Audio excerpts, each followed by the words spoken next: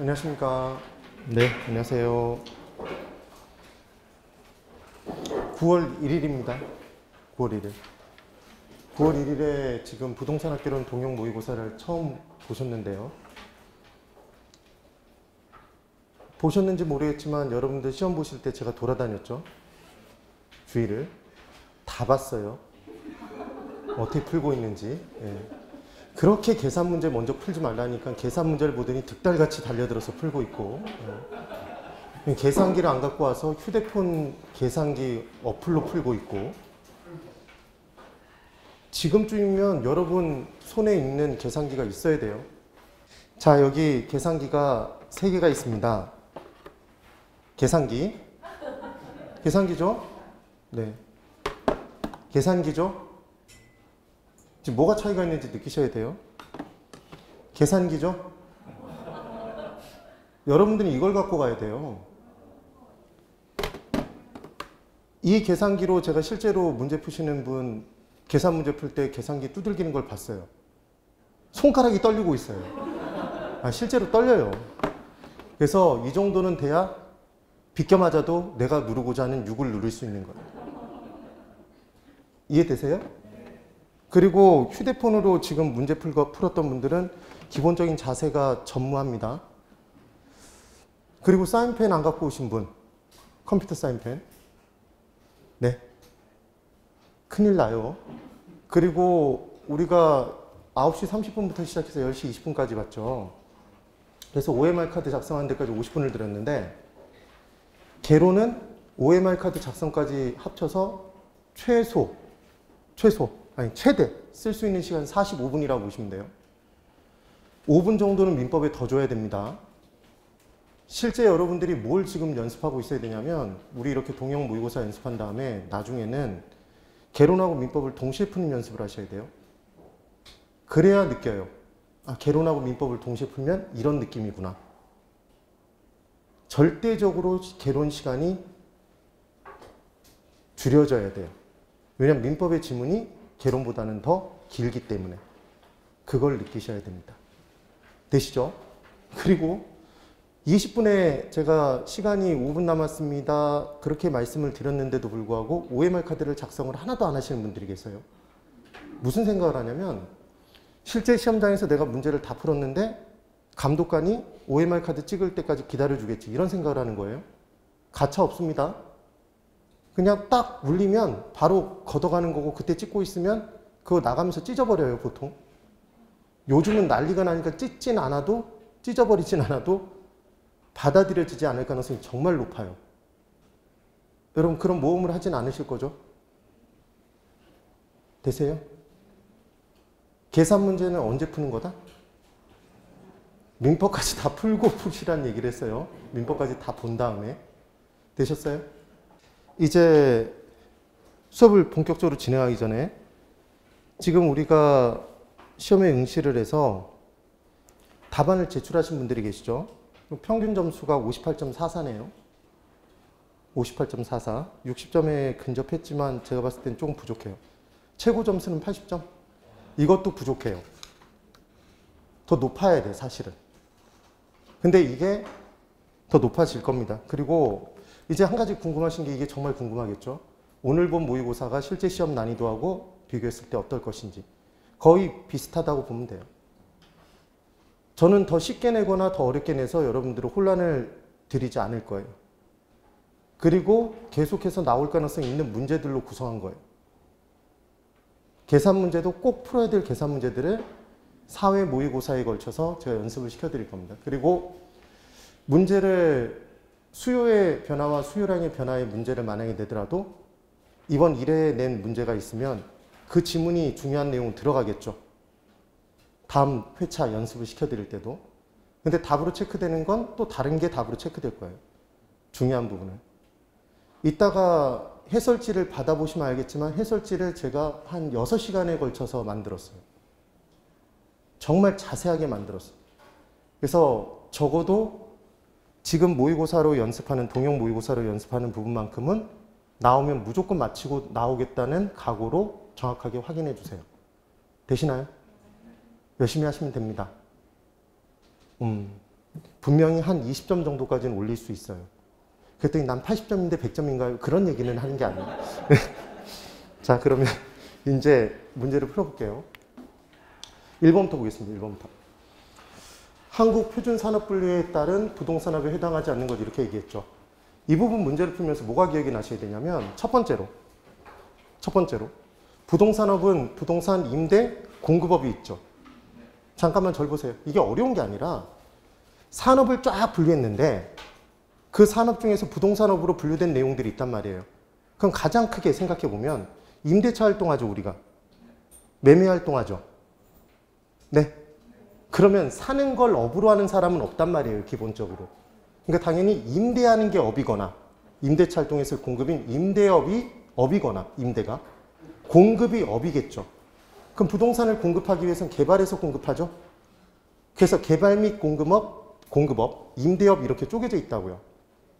되세요? 그런데 이제 부동산을 크게 세 분류 잘게 썰면 이렇게 나눠준다고요. 주거용 건물과 비주거용 건물. 그리고 토지 등이 있겠죠. 토지 등을 뭐라고 하냐면 얘를 기타 부동산이라고 얘기를 해요. 그럼 고개 드시고 정리하는 거예요. 주택 임대업이 있을까요? 주거용 건물에 임대업이 있잖아요.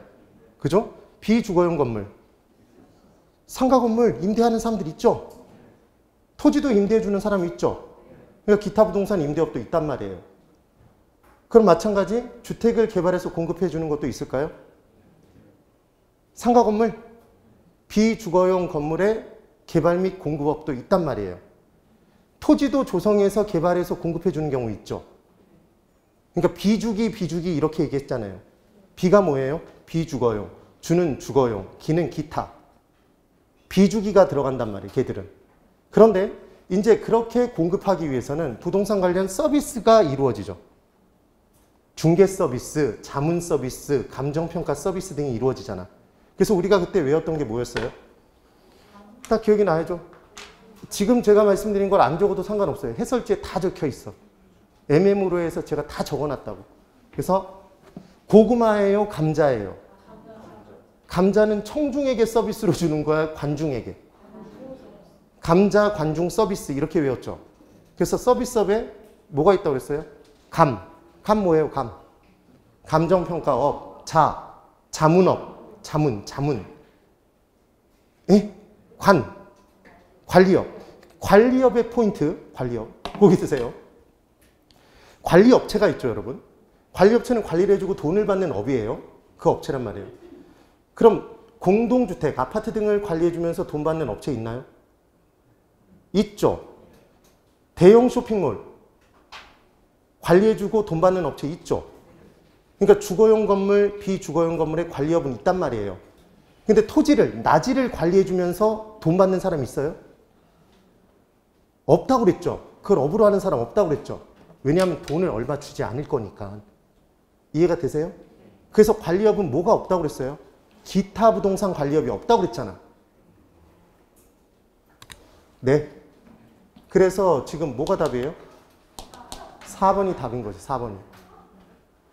그래서 이 부분을 꼭 정확하게 기억해 두시고 잠깐만 이제 포인트. 한국 표준산업분류와 관련된 내용으로 문제가 나오면 이제까지 나왔던 유형이 뭐였냐면 이 내용에서 아예 다른 내용을 집어넣어서 문제를 내요. 그래서 전에 처음으로 나왔던 게 뭐였냐면 부동산 투자 금융업. 그게 부동산 산업에 들어간다고 얘기를 했단 말이에요. 틀렸단 말이에요. 왜냐하면 투자는 범위가 엄청나게 넓죠. 부동산 투자만 있는 것도 아니고 부동산 금융만 있는 것도 아니잖아요. 그러니까 걔들은 투자 금융업이 별도로 있다고.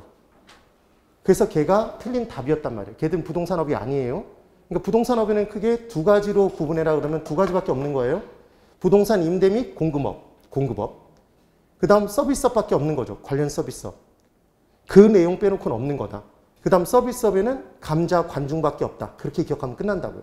근데 관리업에는 뭐는 관리하지 않는다? 토지 등 기타 부동산은 없다라고 기억해두면 이 문제를 푼단 말이에요.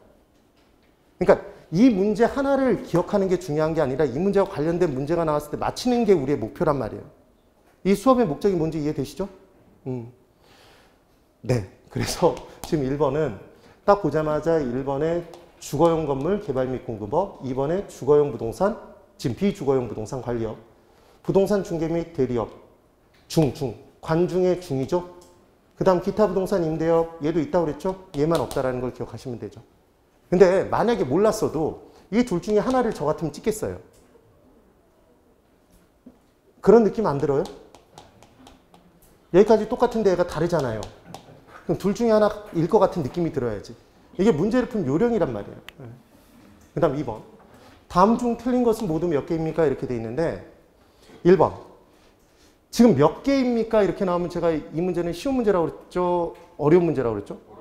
어려운 문제예요. 난이도가 높아요. 그래서 하나만 몰라도 틀리잖아요. 근데 우리가 토지 용어 관련해서는 웬만큼 다 공부를 했기 때문에 얘는 풀어볼 한 거죠. 얘를 뒤로 미룰 필요는 없어요. 그래서 첫 번째 이제 보죠. 공지가 있었습니다. 공지는 얘는 비워둘 수밖에 없는 땅이었죠. 1필지의 토지에 건물을 지었는데 건폐율 등에 의해서 비워둘 수밖에 없는 땅. 이게 공지. 그럼 공한지는 공한계에 더붙기 바라는 땅. 투기 목적의 땅이 공한지. 내용 달랐습니다. 휴한지는 휴식을 취하고 있는 땅이었죠. 지력 상승을 목적으로. 유휴지는 놀 유자였죠. 바람직하지 못하게 놀리고 있는 땅은 유휴지. 이런 내용이 기억나야 된단 말이에요. 그럼 첫 번째. 공지는 지력 회복을 위해 정상적으로 쉬게 하고 있는 토지다. 여기서 포인트는 쉬게죠. 쉬게. 휴식이죠. 얘는 휴한지의 설명이네. 그래서 얘는 틀렸죠. 지금. 공지 틀렸습니다. 첫 번째 거 틀렸어요. 그 다음 두 번째. 맹지는 앞을 못 보는 분이 맹인. 도로를 못 보는 땅이 뭐였죠? 맹지. 그래서 타인의 토지에 둘러싸여 도로에 직접 접하고 있지 않은 토지를 말한다. 이게 맹지 맞죠? 그래서 이 상태 이대로는 건축을 할 수 있다 없다? 없다. 치명적인 단점이 있기 때문에 일반적인 토지보다는 가치가 더 높게 평가된다. 낮게? 낮게. 그래서 도로에 접한 면을 좁게 토지 합병을 통해서 이루고 안이 넓어지는 토지의 모양. 자루 닮았다? 자루형 모양의 택지를 걔를 뭐라고 한다? 포락지? 대지. 그때 대자는 옷 있자? 옷을 크게 입으면 너 자루 뒤집어 쓴 것 같다? 이게 풀이할 때 대자였죠.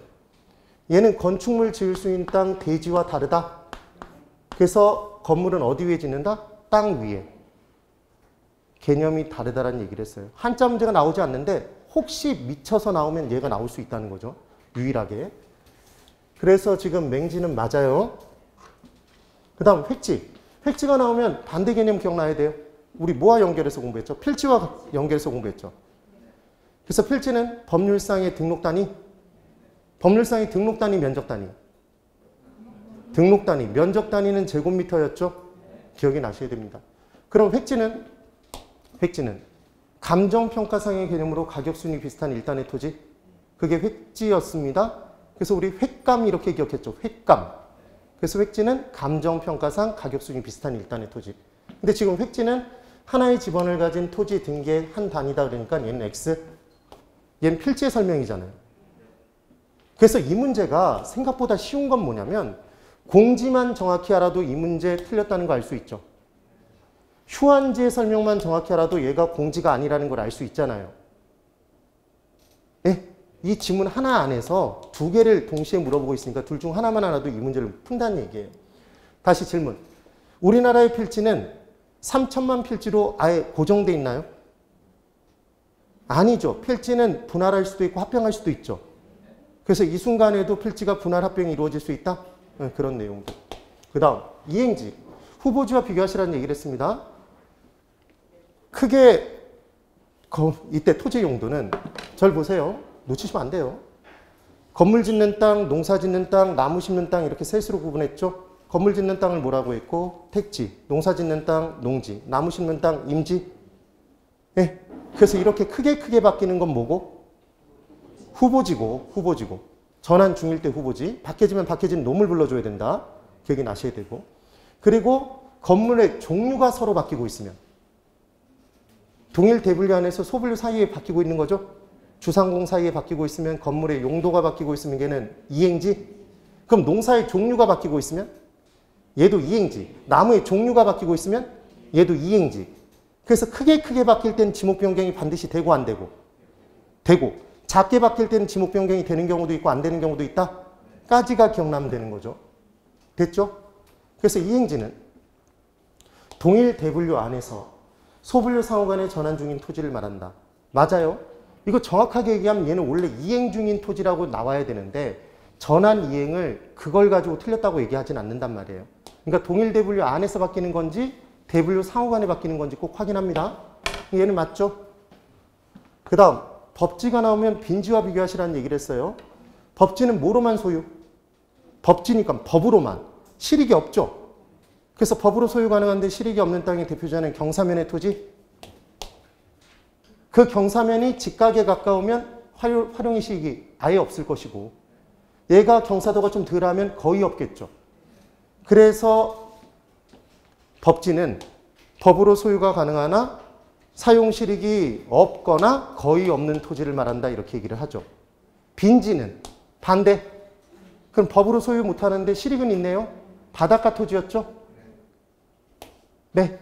만조수의선부터 등기부 등보상 처음 나오는 토지 그 이전까지를 뭐라고 했었다? 빈지라고 했었다. 그래서 지금 얘를 딱 보자마자 법지는 소유권이 인정돼야 되는데 인정되지 않는다 그랬으니까 틀렸네요. 그러니까 틀린 건 모두 몇 개다? 3개입니다. 근데 이 문제 분명히 틀리신 분이 있어요. 이거 다 이렇게 풀어놓고 틀린 분이 있어. 왜? 옳은 것은 모두 몇 개입니까를 찾아버리신 분들이 분명히 이 안에 있단 말이에요. 그럼 이렇게 한 문제씩 놓쳐버리면 점수가 뚝뚝 떨어지는 거예요. 잡아내야 됩니다. 답은 지금 3번이겠죠. 제가 해설에 이 토지의 종류들을 쫙 적어놓고 설명까지 다 해줬단 말이에요. 3번. 유량과 절량의 설명으로 옳은 것을 이제 골라보랍니다. 유량, 절량 딱 나오면 문제 풀 때 뭐가 기억나야 돼요? 저랑 결혼한 제자가 통부인이 되다? 제자가 통부인이 되다 기억나셔야 되죠? 그걸 적지 말란 말이에요. 다 적혀 있다고.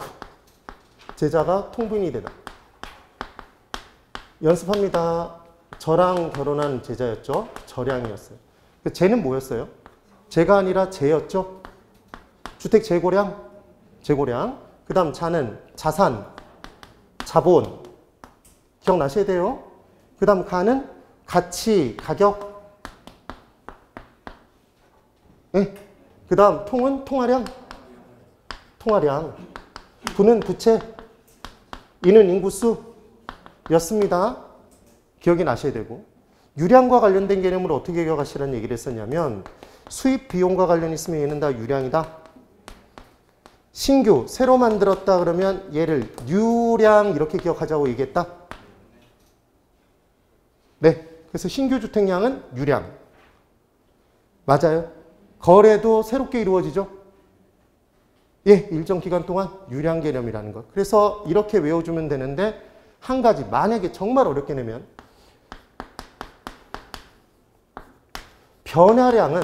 변화는 새롭게 변화하는 건가요? 그렇죠. 변화량이란 단어가 나오면 얘는 어디로 가야 된다? 유량. 그러니까 만약에 통화량의 변화량 아니면 부채의 변화량, 인구수의 변화량 이런 식으로 얘기하면 얘를 보면서 저량이네 이렇게 들어가면 안 된다고요. 얘가 나오면 뭐로 가는 거다? 유량으로 가줘야 된다. 이렇게 꼭 기억을 해두세요. 정리되셨죠? 그럼 이제 풀어볼 겁니다. 뭐가 하나씩 섞여 있는지 보세요. 제가 일부러 중간에 하나씩 섞었단 말이에요. 자, 1번. 유량은 일정 기간, 일정 시점.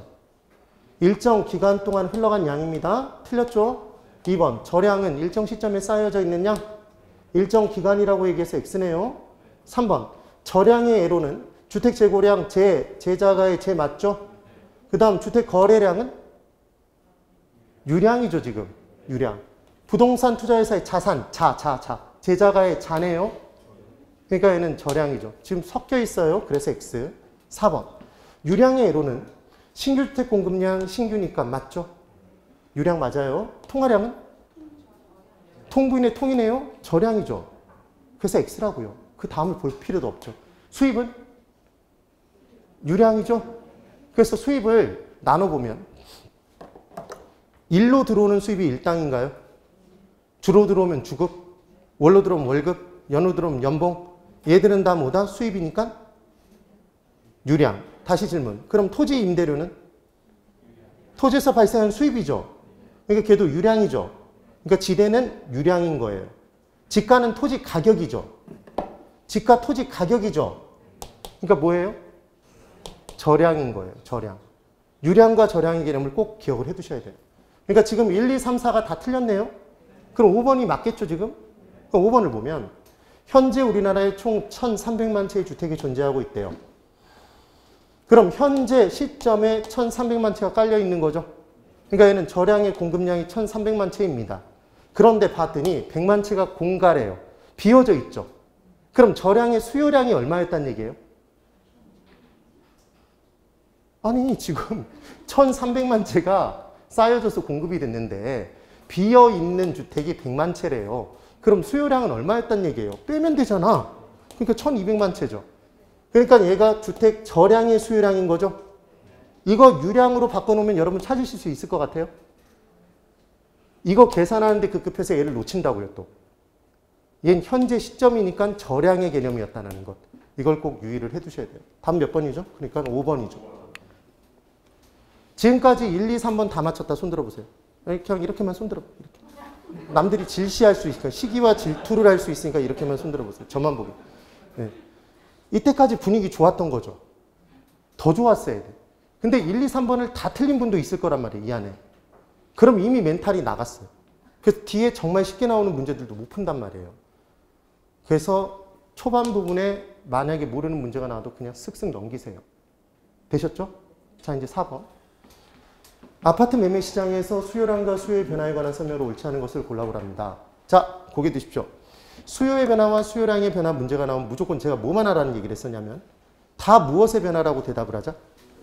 수요의 변화. 다 수요의 변화.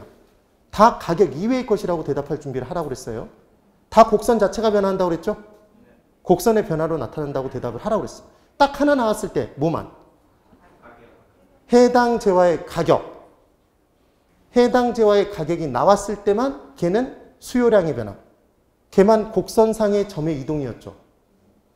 맞나요?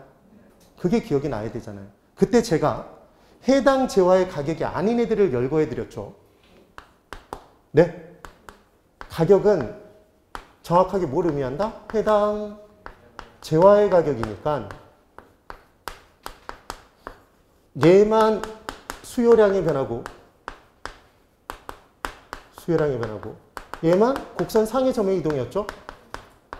그럼 곡선상의 점의 이동은 동일 곡선상의 점의 이동이죠. 얘를 곡선상의 이동이라고 얘기할 수도 있나요?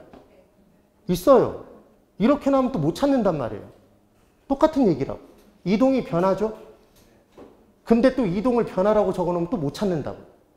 그러니까 동일 곡선상의 점의 이동, 곡선상의 점의 이동, 곡선상의 이동, 곡선상의 변화 다 똑같은 표현이란 말이에요.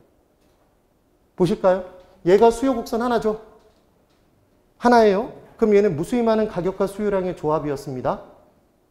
맞죠? 그럼 가격이 달라짐에 따라 수요량이 변하면 이 위에서 움직여 다니죠? 곡선 상에서. 예. 그래서 곡선 하나가 무엇 하나니까? 수요 하나니까. 곡선의 변화가 아니면 무엇의 변화가 아니다? 수요의 변화가 아니다. 그럼 수요의 변화가 아니라 수요량의 변화면 무엇의 변화가 아니므로? 무엇의 변화가 아니므로? 곡선의 변화가 아니므로. 곡선 상에서 점이 이동한다? 맞아요? 지금 그 얘기잖아. 그때 이 재화의 가격처럼 보이지만 아닌 것들이 있었죠. 대체재 가격, 보완재 가격. 얘들은 해당 재화의 가격인가요? 해당 재화 가격 이외인가요? 지금 보면 얘 해당 재화의 대체재 가격이잖아요. 해당 재화의 보완재 가격이잖아요. 해당 재 가격이 아니네요. 해당 재화의 가격이 아니죠, 얘는. 그러니까 얘는 가격의 변화가 아니란 말이에요. 됐나요? 또 하나. 가격 상승 예상은, 가격 상승 하락 예상은 지금 현재 가격이 변화한 건가요? 앞으로 변할 건가요? 앞으로 변할 거지 지금 현재 가격의 변화가 아니죠. 그러니까 얘도 가격의 변화가 아니죠. 대표 주자가 꼭 기억을 해두라는 얘기를 했어요. 그런데 가격이 아닌 것 같은데 가격인 게 하나 있었죠. 임대료. 임대차 활동에서 주고받는 가격이 임대료. 매매 활동에서 주고받는 금액이 가격. 그러니까 아파트 수요에서 아파트 임대료의 변화는 무엇의 변화다? 가격의 변화지 가격 이외의 변화가 아니란 말이에요. 됐죠? 그 다음 또 하나 이쪽 연습 해보실까요? 수요 곡선은 우하향하는 곡선인가요? 여러분 모양은 우하향이죠? 왜 수요 곡선이 우하향하는 모양이에요? 수요의 법칙. 가격과 수요량은 비례한다, 반비례한다? 반비례. 그래서 얘가 우하향이죠. 다시 질문. 교통비와 지대는 비례해요, 반비례해요? 교통비와 지대가 비례해요? 잠깐만. 자, 도심은 여러분이 그래서 지대 이동을 잘 못하는 거예요. 도심은 지가가 높아요, 낮아요? 토지 임대료 높죠? 그럼 도심까지 전체 교통비 적게 들죠? 근데 외곽으로 빠져나가면 지대가 높아져요, 낮아져요? 낮아지죠? 그럼 도심까지의 교통비는? 외곽은 높죠? 그래서 지대와 교통비는, 주거비와 교통비는 계속 반비례한다는 걸 우리가 계속 지대 이론에서 공부했던 거잖아요. 그럼 걔를 연결하면, 도심부터 연결하면 우하향하는 곡선이 나와요, 우상향이 나와? 지대 곡선은 우하향하는 곡선의 모양이 나오죠. 그래서 반비례하는 걸 연결하면 무조건 우하향이란 말이에요. 곡선의 모양이. 여기까지 나왔죠?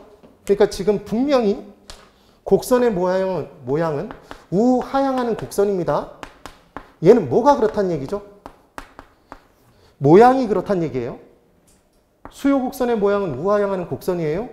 이렇게 되는 이유는 무슨 법칙으로 설명할 수 있다? 수요의 법칙. 가격과 수요량은 비례한다, 반비례한다? 반비례한다. 지금 그 얘기였어요. 수요의 법칙은 수요 효과에 따라 나타난다, 가격 효과에 따라 나타난다. 수요 효과 없다고 그랬습니다, 여러분. 그렇게 강조했어요. 가격 효과라고 했죠. 가격 효과에 크게 두 가지가 있죠. 해당 재화의 가격이 올라오면 해당 재화를 대체하는 대체재로 대체되는 효과에 따라 해당 재화의 수량은 그만큼 감소한다. 해당 재화의 가격이 올라가면 실질적인 소득이 감소한 효과에 따라 소득이 줄었으니까 해당 재화의 수량이 감소한다. 그 둘을 합쳐서 가격 효과? 네, 맞아요. 그런데 이제 수요가 증가하면 가격 이외의 요소가 변화해서 수요의 변화가 나타나서 곡선 자체가 이동했는데 수요의 증가가 이루어지면 곡선이 어디로 이동? 우측 이동만 기억하시라고 그랬죠? 그럼 우측으로 이동 딱 시켜놓으면 시험장에서 어느 방향으로 움직였는지 잘 기억이 안 나면 수요 곡선을 우하향하는 곡선 이렇게 그려놓고 증가했다 그러면 우측 이동이죠? 네. 이렇게 작게 그린 이유는 여러분들이 시험장에서 그릴 공간이 작기 때문에. 그럼 얘는 위로 올라갔잖아요. 그러니까 얘는 우상향으로 이동했죠. 맞나요? 그럼 만약에 수요가 있는데 수요가 감소했대요. 그 요인이. 그럼 어디로 이동해요? 좌측 이동하죠. 그럼 아래로 이동한 거죠. 합치면 좌하향 이동이죠. 됐어요? 이렇게 그려서 판단하시는 게 이게 좋다고요. 여기서는. 그게 안 헷갈리는 방법이에요. 됐죠? 그래서 다시 딱 봤더니 가격 이외다. 수요의 변화다. 곡선 자체의 변화가 나타난다. 어디로 이동했는지를 물어보더라. 무슨 방향인지. 그러면 그리는 거예요. 수요 곡선 먼저 그리고 우측 이동 그려놓고 위로 떴구나. 그럼 우상향 이동했구나. 그래서 방향은 수요 증가 시 우상향 이동인 거죠. 이동의 방향이 이렇다는 거고 모양은 우하향하는 곡선의 모양인 거고. 이것도 분명히 헷갈려 하시는 분들이 있어요. 지금까지. 원래 이게 끝까지 헷갈려요. 실은. 자, 이제 문제 보세요. 이 문제는 제가 일부러 1번에 답을 둔 거예요. 이 뒤에 거 읽지 말고 시간을 줄이라고. 근데 1번의 답인 줄 뻔히 알면서 2, 3, 4, 5번 읽으신 분들 있죠, 이 안에. 같이 숨 쉬고 있잖아요, 지금. 다 그래요. 그래서 연습이 필요한 거예요, 연습이. 네. 자, 이제 1번. 아파트 가격 상승이 예상되면 저는 이 문제 풀 때 아파트 가격 상승 예상이구나. 가격 이외? 가격 이외. 그러니까 무엇의 변화? 수요의 변화. 수요량의 변화 아니죠. 이게 이미 틀렸죠, 1번. 그러니까 곡선상의 점의 이동이 나타난다. 얘도 틀렸죠, 지금. 완전히 틀린 거예요. 여기까지 보는 순간 그냥 틀렸구나. 1번 꾹 찍고 다른 문제를 풀었어야 돼. 그래서 1번이 답입니다. 자, 이제 2번. 실질적인 소득이 증가하면, 자, 여기 보세요. 아파트와 단독주택 정상제라고 되어 있죠. 제가 개론 문제를 풀 때 괄호 안에 조건을 읽을 필요가 없다는 얘기를 했는데 거의 딱 한 군데 정상제, 열등제만 얘는 구분하시라는 얘기를 했어요. 그런데 부동산은 거의 대부분 정상제예요, 열등제예요? 정상제. 이제까지 열등제이며 이렇게 나온 적이 없단 말이에요, 실은. 이게 정상제입니다. 그럼 소득 증가하면 수요도 증가한다는 얘기죠? 그럼 볼까요? 2번. 실질 소득이 증가하면 수요 증가해요? 네. 얘 가격 이외. 가격 이외. 자, 대체제 단독주택 가격, 대체제인 단독주택 가격 이외. 해당 재화의 가격 아니잖아요, 아파트. 아파트 담보대출 금리 상승 가격 이외. 아파트 거래세 인하 가격 이외. 그러니까 얘들은 다 수요의 변화네요.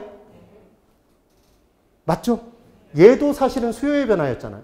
싸그리 다 수요의 변화인데 얘를 수요량의 변화라고 해서 틀린 거였고. 자, 이제 2번 볼게요. 바로 들어갑니다. 실질 소득이 증가하면 수요 증가해요? 수요 곡선이 어디로 이동해요? 그려야죠. 이때 그리란 얘기라고요. 이때 모르겠으니까 이렇게 그려놓고 우측 이동은 기억이 나잖아요. 그럼 위로 떴으니까 우상향 이동 맞네요. 3번. 대체제인 단독주택 가격이 하락했대요. 그럼 대체제인 동일한 효용을 제공하는 단독주택 가격이 하락하면 여기로 수요가 몰리죠. 그럼 아파트의 수요량은 감소했겠네요. 그러니까 아파트 수요는 증가한다, 감소한다? 감소하겠죠. 그럼 얘를 딱 그려놓고 감소했네요. 좌하향 이동 맞죠? 이렇게 판단하라는 얘기라고요. 그 다음 4번. 아파트 담보 대출 금리가 상승했대요. 그럼 이자 비용이 커졌다는 얘기잖아요. 수요는 늘어요, 줄어요? 수요 줄죠? 얘 수요의 변화 맞죠? 그러니까 수요 감소니까 어디로 이동한다? 좌하향 이동. 좌하향 이동이 맞겠죠. 5번. 아파트 거래세가 인하되면 거래세 인하시켜주면 수요 증가하죠, 여러분? 그럼 수요 증가 어디로 이동? 우상향으로 이동한다. 지금 그 내용이 되네요. 풀만하죠? 꼭 그려보시면 쉽다는 얘기예요, 얘는. 네. 그 다음 5번. 공급의 가격 탄력성에 따른 수요의 변화에 관한 설명 중 옳지 않은 것.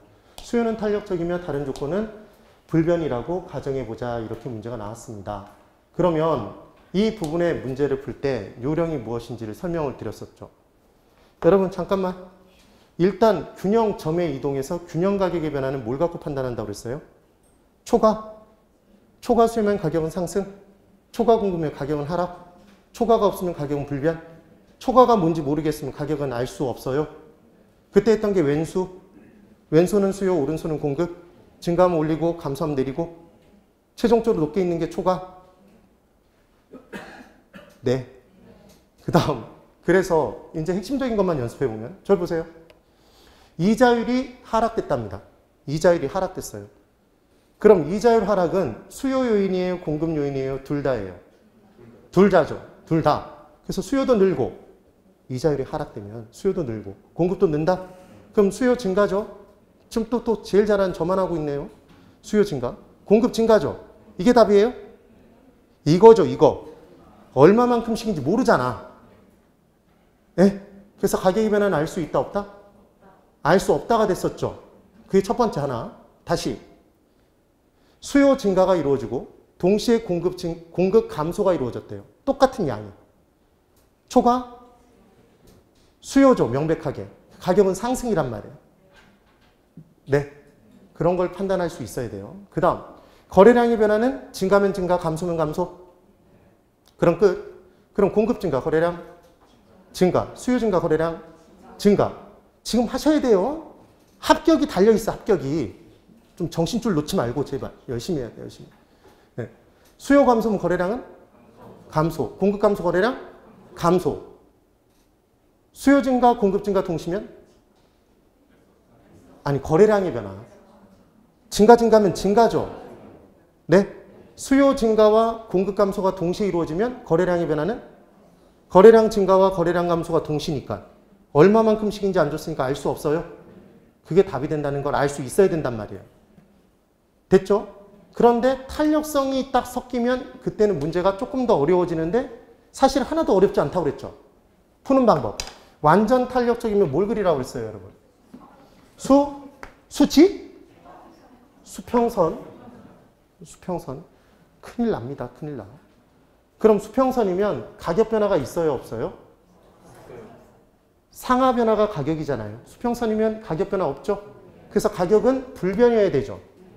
그럼 좌우 변화는 커요? 작아요? 좌우, 거래량의 변화는 크죠? 그래서 거래량은 더 많이 변하겠죠. 그럼 합니다. 이 문제를 풀 때 이제 자, 완전 비탄력적이면 그럼 뭘 그려요? 직선이죠?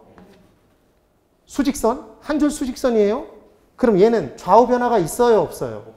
없죠. 거래량은 불변이죠. 가격 변화는 커요? 작아요? 가격 변화는 크죠. 이게 문제를 푼 요령이란 말이에요. 그리고 탄력적일수록 비탄력적일수록 이렇게 나오면 따라가 보라고 그랬죠. 탄력적이면 쫙 늘리고 B만 비탄력적이라고 나오면 이렇게 내리라고 그랬죠. B를. 그럼 얘는 가격 변화는 크고 좌우 변화는 작다? 맞아요. 탄력적이면 좌우 변화가 크고 거래량 변화가 크고 상하 변화는 작죠. 가격 변화는 작게 이루어진다. 이렇게 문제를 풀라고 그랬죠. 됐나요? 자, 이제 풀 거예요. 실제 이 문제를 딱 받아들었다. 그러면 이 문제를 딱 받아들자마자 이렇게 푸는 거죠. 공급이 가격에 대해서 완전 탄력적인 경우, 수평선. 수요가 증가하면 원래는 가격 상승이죠? 근데 가격은 불변이죠, 지금? 그 다음 수요 증가하면 거래량은 증가 맞아요? 맞죠, 지금? 그 다음 2번. 공급이 가격에 대해서 완전 탄력적인 경우에 수평선 딱 그었죠? 수요가 감소하면 원래는 초가 공급이니까 가격은 하락해야 되잖아요. 근데 얘는 가격은 불변이죠, 역시? 그럼 공급 감소면, 지금 수요 감소면 거래량 감소 맞아요? 이것만 확인하면 된다고요, 지금. 이렇게 확인했던 거죠, 지금? 얘는 변하지 않는다를 그냥 이렇게 체크하면서 넘어가면 끝나는 거고. 그 다음 3번. 완전 비탄력적이면 수직선 그립니다. 그래 놓고 수요가 증가하면 가격 상승이죠? 가격은 변해요? 많이 상승하죠? 가격 상승? 거래량은 변해요? 변하지 않아요? 좌우 변화 없잖아요. 좌우 변화가 거래량이니까. 거래량 변하지 않는다 맞죠? 그 다음 4번. 공급이 가격에 대해서 완전 비탄력적인 경우에 수요가 감소하면 그럼 초과 공급으로 가격은 하락이죠? 가격은 변해요? 변하죠? 거래량은 변하지 않죠? 이때도? 예, 이렇게 푸는 거예요. 그러니까 지금 1, 2, 3, 4가 다 맞잖아요. 그럼 몇 번이 틀렸겠네요? 5번. 자, 이제 5번. 공급이 가격에 대해서 탄력적일수록 이렇게 나왔습니다. 그러면 탄력적일수록 이렇게 나오면 이렇게 끌어주라고 그랬죠, 여러분? 이렇게 끌어주시라는 얘기를 했어요. 그럼 수요가 증가하면 가격은 상승이 맞나요? 초과 수요 가격 상승 맞아요? 그 다음 수요 증가, 거래량 증가 맞아요? 그런데 더 많이인지 적게인지를 지금 문제로 낸 거잖아요. 그럼 얘는 상하 변화는 작죠? 그러니까 가격은 많이 변해요? 적게 변해요? 적게 상승하고 거래량은 많이 변해요? 많이죠? 이게 바뀐 게 느껴지세요? 이렇게 문제를 푼다고요. 수업의 목적은 이 문제가 나오면 이제 맞추자, 틀리자. 무조건 맞히자는 얘기예요. 이렇게 문제를 풀면 됩니다. 그 다음 6번. 다음 조건에서 A지역 아파트 시장이 T시점에서 T 플러스 1시점으로 변화할 때 균형가격과 균형거래량의 변화는 얼마입니까? 이렇게 문제가 나왔죠. 그럼 이 문제는 무조건 뭐 하시라는 얘기를 했냐면 분리수거 하라고 그랬죠?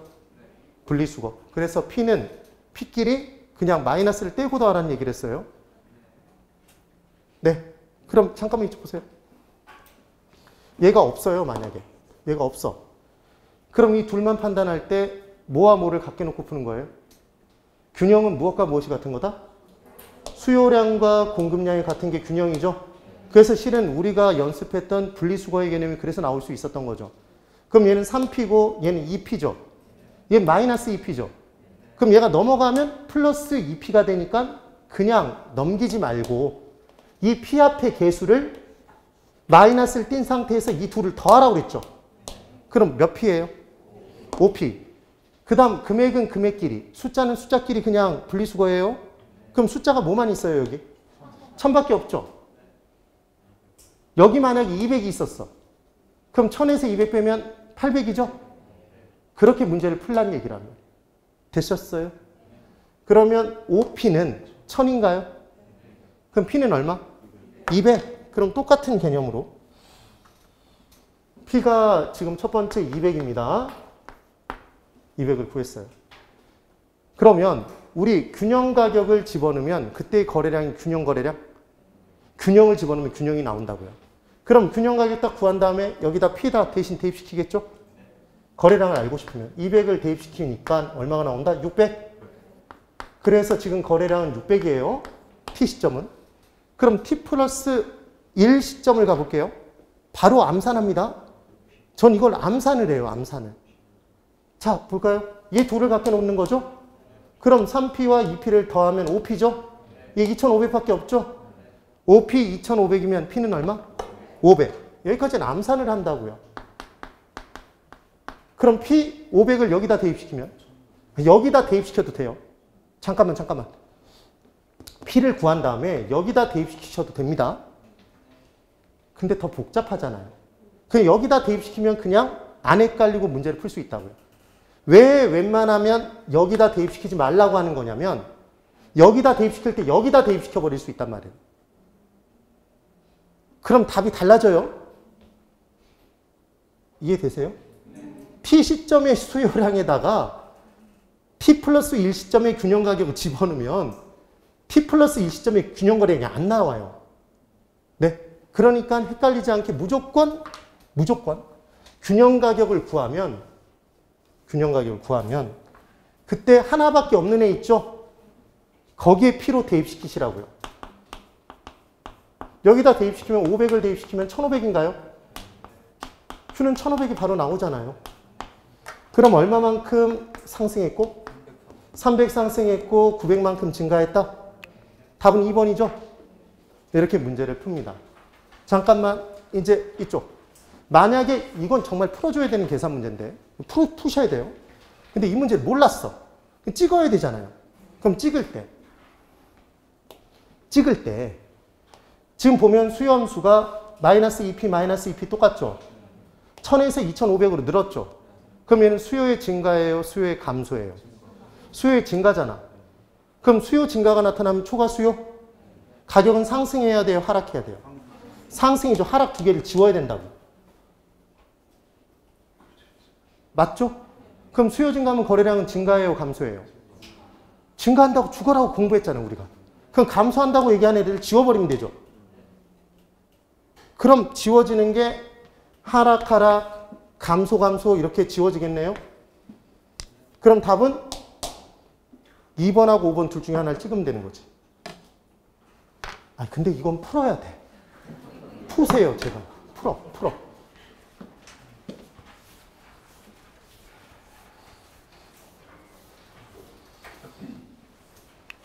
그 다음 7번. 어느 지역의 오피스텔에 대한 수요의 가격 탄력성이 0.6이고 소득 탄력성은 0.5이다. 오피스텔 가격이 5% 상승함에 따라 동시에 소득이 변화하여 전체 수요량이 2% 증가하였다면 이때의 변화량은 얼마입니까? 소득 변화율 이렇게 물어봤어요. 그러면 잠깐만. 탄력성 계산 문제 복습을 할 거예요, 여러분. 탄력성 계산 문제 복습. 탄력성 계산 문제는 이런 거죠.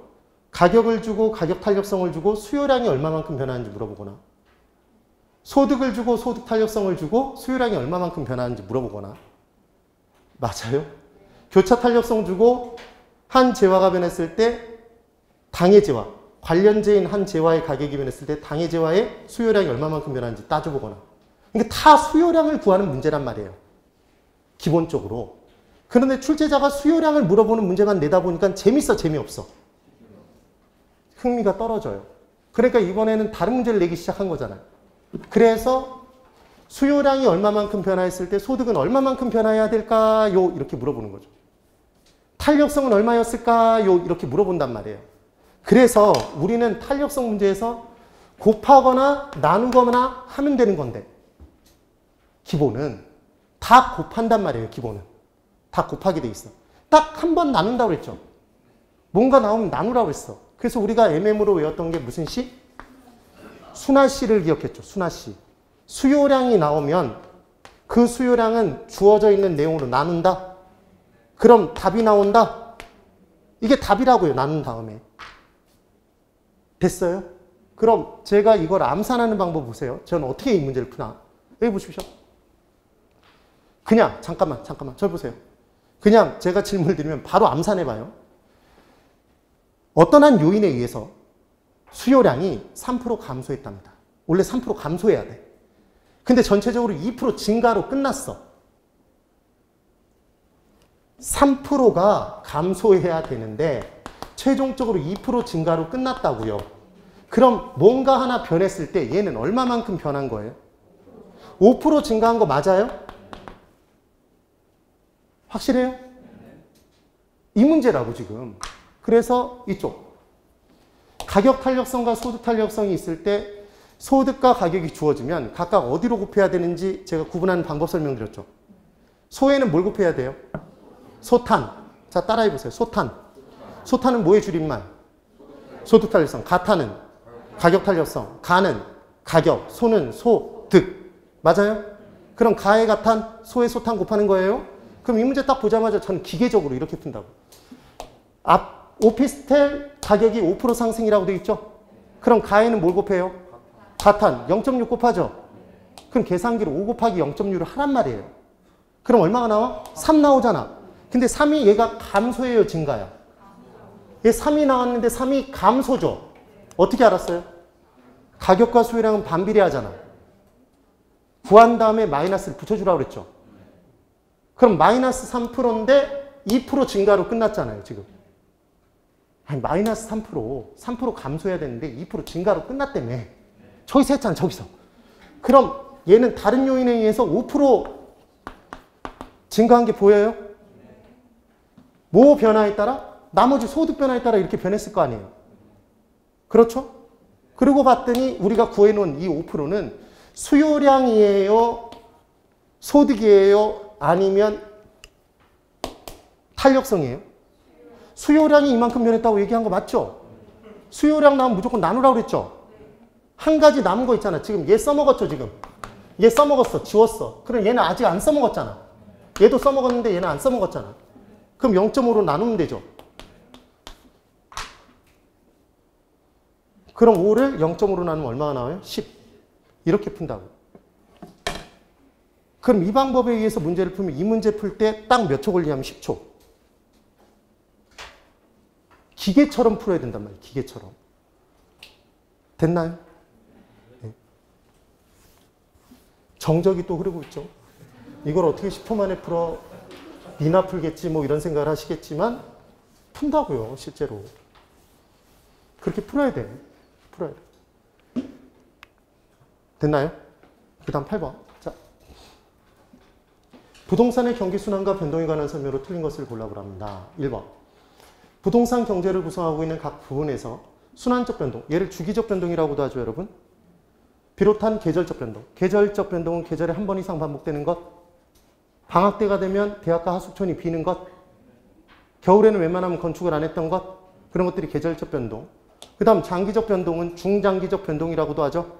얘를 추세적 변동이라고도 했던 거예요. 기억 안 나면 추장 그렇게 기억하세요. 추장. 인디언 추장 있죠. 추장. 그래서 중장기적 변동이 추세적 변동이란 말이에요. 개발, 재개발을 두고 약 50년 이상의 시간을 두고 변동하는 것. 그 다음 무작위적 변동은 이번 주 로또 복권이 몇 번이 당첨될지 우리는 예측이 가능하다, 불가능하다? 불가능하다. 왜 예측이 불가능하다? 자기적으로 뽑아서 무작위적으로 뽑아서. 무작위적. 그래서 예측할 수 없는 사태에 의한 변동은 무작위적 변동. 예측할 수 없는 것의 대표 주자가 정책 변화. 지진홍수. 지진홍수는 웬만하면 안 나오고 정책 변화. 그러니까 정책 변화가 나오면 걔는 무작위적 변동이네요. 그래서 중요한 건 부동산 경제는 주기적 변동에 비주기적 변동들이 어우러져서 복잡 다양하게 나타난다, 단순 명료하게 나타난다? 복잡 다양하게 나타난다. 맞죠? 2번. 정부의 정책 변화에 따른 경기 변동은 무작위적 변동 맞아요. 이거 함정 인재까지 출제자는 어떻게 냈었냐면 111 부동산 정책. 그럼 111을 집어넣어 주는 이유는 1월 계절 헷갈려 보라는 거예요. 근데 우리는 그게 정책 변화잖아요. 그러니까 무작위적 변동이지 계절적 변동이 아니라고요. 됐죠? 지금 맞게 나왔어요. 3번. 대학가 근처에 임대주택이 방학을 주기로 공실률이 높아진대요. 얘는 계절적 변동인가요? 네. 4번. 부동산 경기순환 국면 문제에서는 답으로 체크되는 건 상한가인지 하한가인지 매도인 중시인지 매수인 중시인지 그게 주거라고 답으로 체크되는 부분이란 말이에요. 다른 것들은 그냥 지문을 채워주기 위한 내용일 가능성이 굉장히 높아요. 그래서 만약에 이 문제를 몰랐어. 이 문제를 아예 모르겠어. 진짜로. 그럼 4번 찍고 신의 가호를 빌어야 돼. 출제자가 내는 포인트가 있단 말이에요. 포인트가. 그래서 4번에 상향시장에서 직전 회복시장의 거래 사례 가격은 현재 시점에서 상한가가 된다 이렇게 돼 있는데 제가 이거 연결시켜서 끝내는 방법 설명드렸죠. 고개 드세요. 회복시장과 상향시장은 가격이 상승하고 있어요? 하락하고 있어요? 가격 상승. 초과 수요야? 초과 공급이야? 초과 수요가 나타난 거죠. 가격 상승은 초과 수요잖아. 그럼 초과 수요끼리 서로 사기 위해 경쟁하는 시장은 누가 힘이 세요? 구매자는 수요자인데? 매도자, 공급자가 힘이 세잖아요. 수요자들끼리 서로 사기 위해 경쟁하면 공급자, 반대편 사람이 힘이 세다고 그랬어요. 그래서 매도인, 공급자 중시 경향을 띄어야 되고 그때 직전 가격이 하한가인지 상한가인지 기억하는 방법은 얘 가격이 올라가고 있다고 그랬죠 지금? 상향시장? 그럼 가격 올라가고 있죠 이렇게. 그리라고 그랬죠. 이것도 그려요 문제 풀 때. 그러면 기존 가격은 제일 높아 낮아? 제일 낮죠? 지금 이렇게 거래될 건데 얘 제일 낮잖아. 그럼 하한가예요? 상한가예요? 하한가잖아. 이거 상한가라고 얘기했으니까 X인 거죠. 다시 복습. 후퇴시장과 하향시장은 가격이 상승해요? 하락해요? 가격 하락. 초과 수요, 초과 공급. 초과 공급. 초과 공급끼리 서로 팔기 위해 경쟁하면 누가 힘이 세요? 누가 거래의 중심을 잡고 있어? 수요자. 매수인 중시 경향? 그럼 가격이 떨어지고 있는 시장은 떨어지는 걸 그려주면 되죠? 그럼 얘 가장 높은 거죠? 직전 거래가격이 제일 높았잖아. 상한가, 하한가? 상한가. 네? 맞죠? 부동산 시장에만 존재하는 특수한 국면이 있어. 그게 뭐였어요? 안정시장이었죠. 불황이 강한 부동산, 도심지의 목조 점포, 적정 규모의 주택 등. 걔는 일반 경기 변동에는 없잖아요. 그럼 그때의 거래 사례 가격은 믿을 수 있는 가격? 안정적이니까. 크게 오르거나 크게 떨어지지 않으니까. 신뢰할 수 있는 가격이 된다? 그래서 비교 방식에 의해서 거래 사례를 채택할 때는 무슨 시장에서 뽑아내는 게 좋다? 안정시장, 안정국면에서 뽑아내는 게 좋겠네요. 됐죠? 그 다음 5번. 하향시장에서는 건축 허가량이 감소하는 현상이 나타난다. 맞죠? 줄잖아요.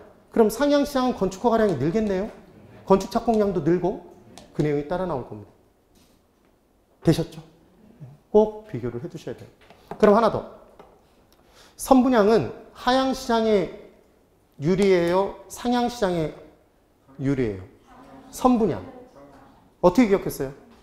시옷 그렇게 기억하라고 그랬잖아. 정말 우리들의 추억은 다 사라진 거예요? 죽어라고 예상 문제집을 그렇게 자세히 풀어줬더니 9번 문제부터는 10분간 쉬었다가 보도록 하겠습니다. 10번 쉬세요. 10번 쉬세요라고 얘기를 했죠? 네, 10분을 쉬세요.